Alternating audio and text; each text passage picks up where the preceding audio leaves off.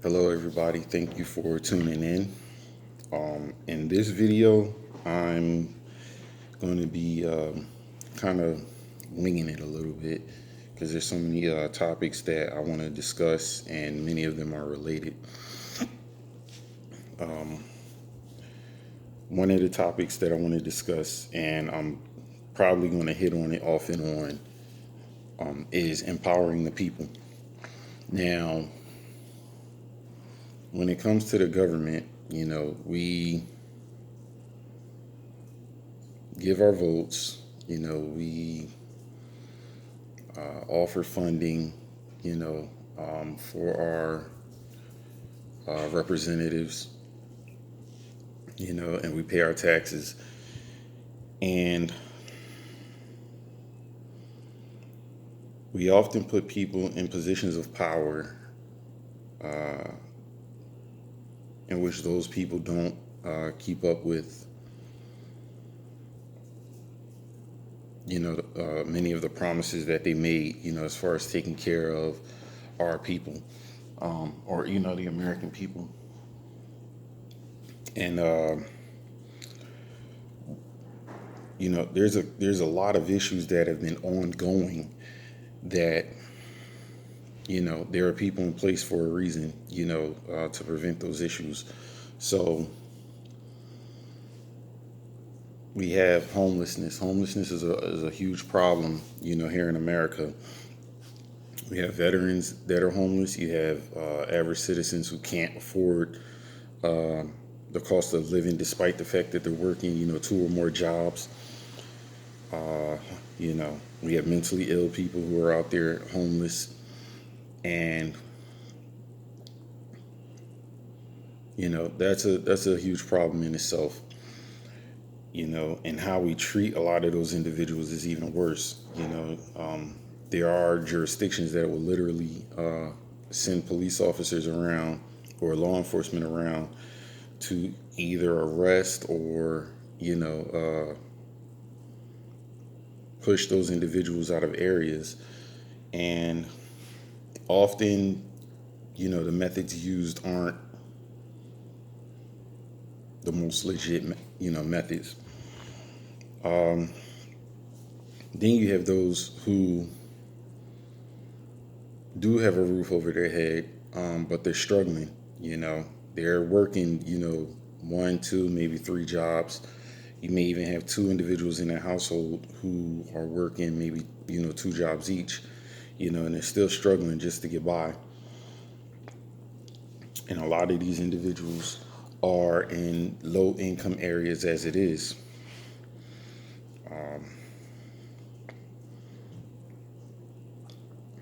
And run down conditions. And I mean, just, conditions that just being there could really depress you. If you were just driving through those areas, it could really depress you.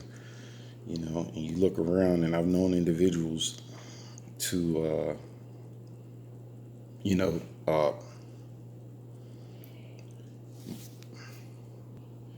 there are more privileged people or people who've come from more privileged backgrounds who are quick to judge and say, oh wow, how could they live in these kind of conditions, and how could they do this to their own communities?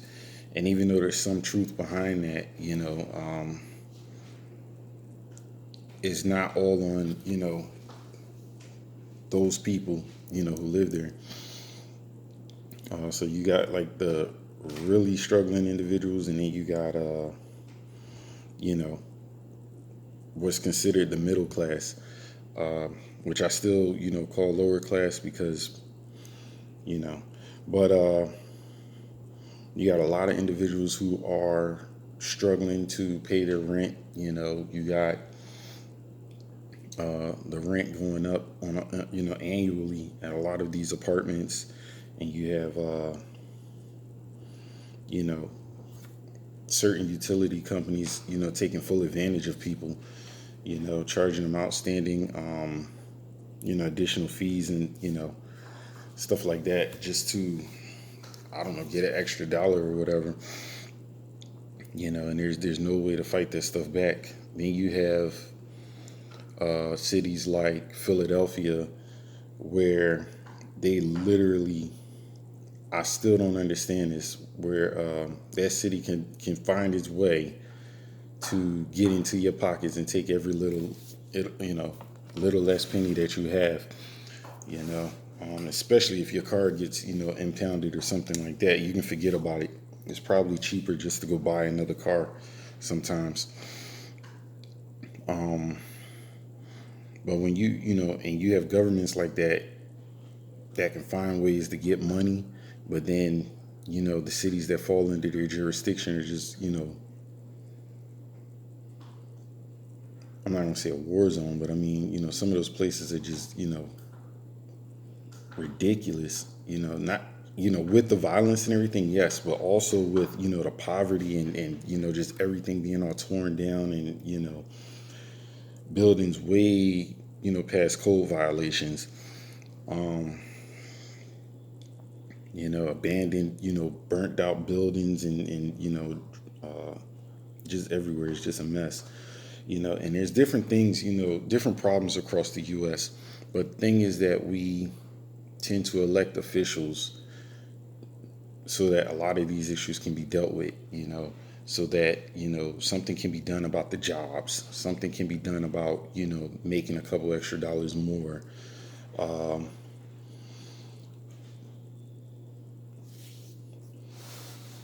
but at the end of the day, the politicians don't belong to us. They don't belong to us, the voters. They belong to whomever's pocket they're in, whoever's paying them off for whatever agenda that they have, those billion-dollar businesses or whatever. And it's crazy because some of those billionaires are in Congress or the Senate or, wherever their respective political position is, they're there.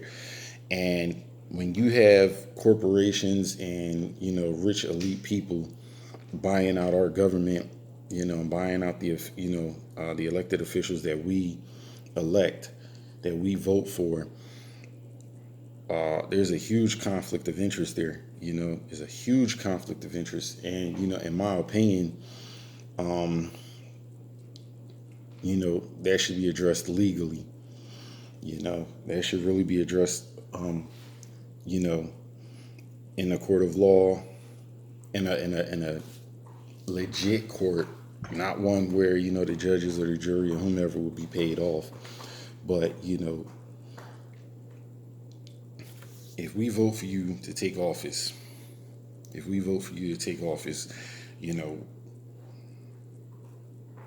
we're putting you in a position of power in hopes that you will do things to better this country, to better the circumstances, for those who are voting for you. And,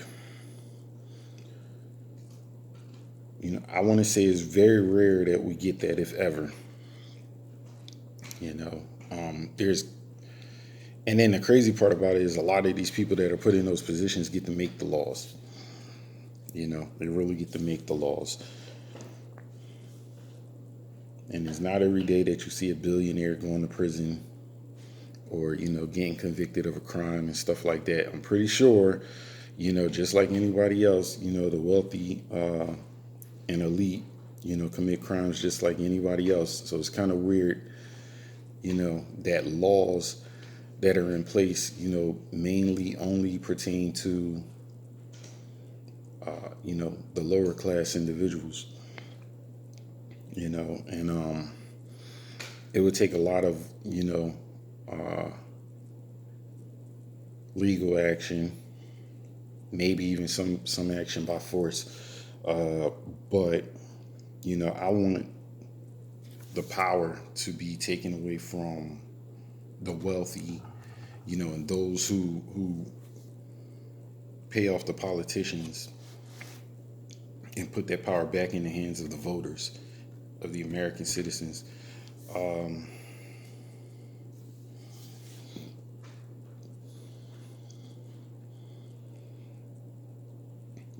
it is a conflict of interest for politicians to receive large funding, um,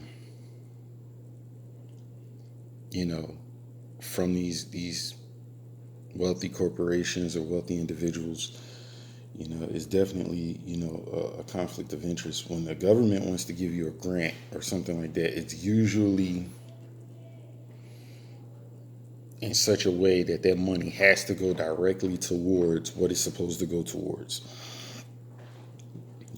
So if a donor wants to give a politician money for campaign costs or something like that, that stuff needs to be directly tracked and have legal limits on what that money can go towards. You know, there and I already know, from running for office and stuff like that, you're supposed to turn in, X, Y, and Z dollars and all of that. Um, but I guarantee you, there's a lot of money that moves around, and when they don't represent us, we end up with you know a loss of jobs, messed up education system, corrupt justice system, the corrupt politicians that are up in office. A lot of these crimes, um, like human trafficking, sex trafficking, and stuff like that. We could have the right resources in place, tracking that stuff down. We could have the right policies in place, preventing a lot of those individuals from getting captured in the first place. Um, there's a lot of stuff that can be made right if the people who are representing us were the right people.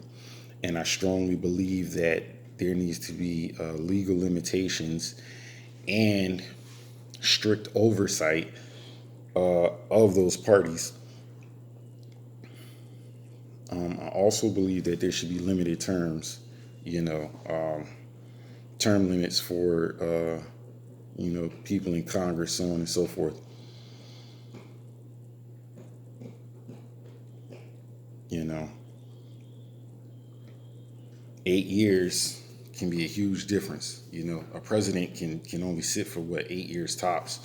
And the world can change a lot.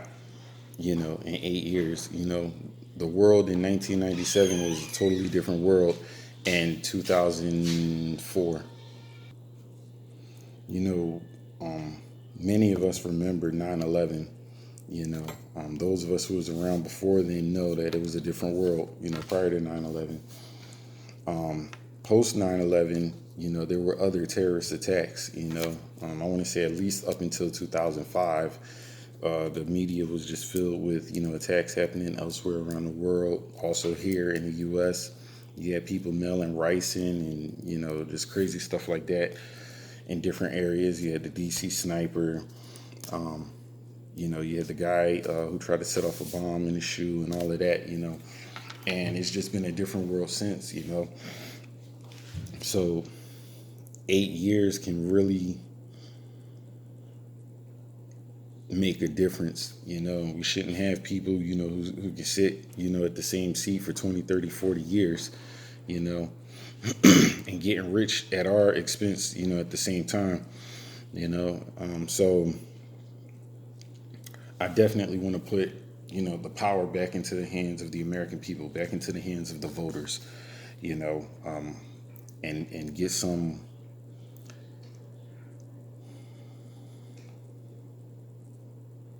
constitutional protection, so that our lawmakers can't be bought out, you know, and that they have to represent those individuals, uh, who voted for them, who got them elected, and I say the same thing for, the sitting president, and I also say the same thing for the U.S. Supreme Court and the, Supreme Courts of, the various states. Um, because there are lower class individuals who are living in poverty, who are homeless, you know, um, who are mistreated, who are not represented at all, and then you have areas where the city may have been impoverished for some time, and things have happened, but then you have gentrification happen, where they're pushing those individuals out, for the sole purpose of making money, and but the jobs are still going.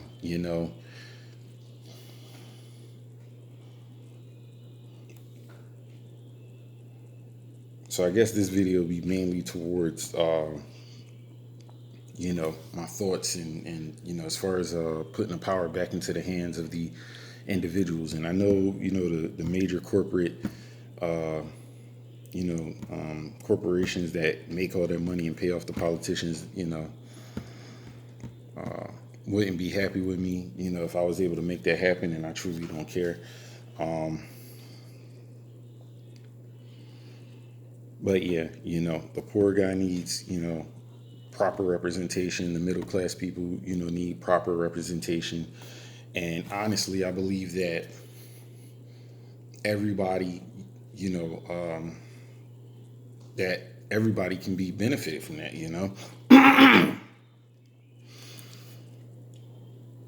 The cost of living could be lowered, to a reasonable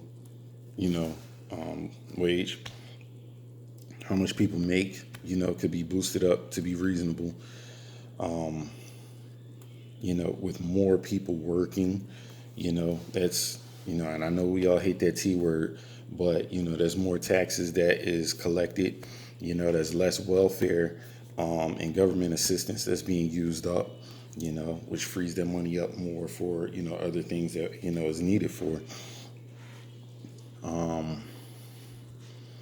Also in representation, Puerto Rico, and not just Puerto Rico, but the other U.S. territories as well. It's crazy that they don't have the right to vote, and that,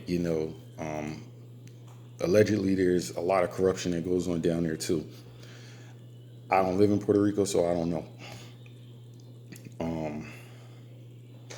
But especially with the way that things went after this recent hurricane, and how bad things still are from what I hear, they're not getting the proper representation. They definitely didn't get the proper response from the federal government after all of that happened. I could point fingers and call out some names right now, but I'm not going to do that. But I'm pretty sure anybody watching this knows exactly who I'm talking about and how they treated those individuals down there.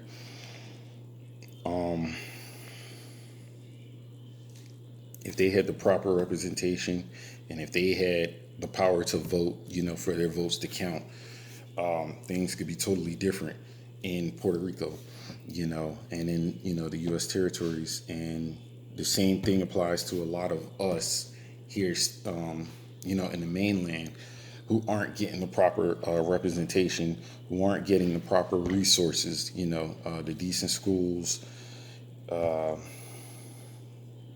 the decent medical programs, stuff like that. So I have a lot of ideas as far as putting the power back into the hands of the people. And I know it would be a crazy fight. When President Obama took office, it's no secret to anybody that Congress pretty much blocked the majority of efforts that he was trying to make. And and race has been a big topic ever since. But I honestly wouldn't expect anything different for me if I made it in office. The thing is, though, and you'll see this in many more of my videos, is that I'm trying to rally you all. I'm trying to rally the people, to get up and take a stand for what's right for you all, and for each other. Not to be selfish about it. And if these people aren't doing their jobs, let's get them out of there. Let's get them out of those positions that they've been elected for. And put people who will do the job in there. So this is a brief touch on that topic. I'll probably get more in depth with it in later videos. But I thank you for your time and watching this video.